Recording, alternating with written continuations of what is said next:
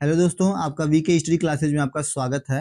दोस्तों आज हम आपको बताने वाले हैं भारत के राष्ट्रीय प्रतीकों के बारे में। तो चलिए शुरू करते हैं हम और जानेंगे आज भारत के राष्ट्रीय प्रतीकों के बारे में। तो यहाँ पे दिया गया पहला कि भारत का जो राष्ट्रीय ध्वज होता है वह तिरंगा होता है और इस तिरंगे में जो होता है 3 रंग होता है। पहला जो होता है केसरिया, दूसरा सफेद और तीसरा जो रंग होता है वह हरा होता है। ठीक है, इसके बाद राष्ट्रीय चिन्ह है। तो राष्ट्रीय चिन्ह जो है यह अशोक स्तंभ है और राष्ट्रीय गान जो है जनगण मन अधिनायक है और यह रविंद्रनाथ टैगोर द्वारा यह रचित है। इसके बाद राष्ट्रीय गीत जो है यह वंदे मातरम है बंकिम चंद्र चटर्जी द्वारा।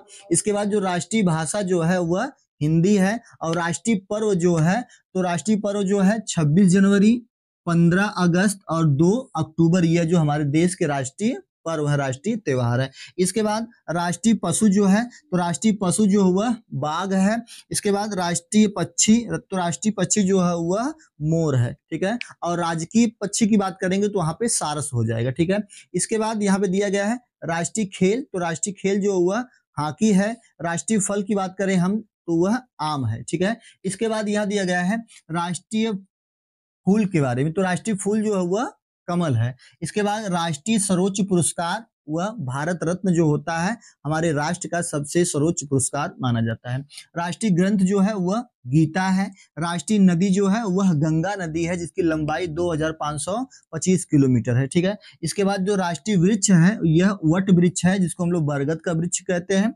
इसके बाद राष्ट्रपिता तो राष्ट्रीय पिता जो है वह महात्मा गांधी जी हैं। ठीक है, इसके बाद राष्ट्रीय अभिवादन जो है तो राष्ट्रीय अभिवादन जो है वह नमस्कार है।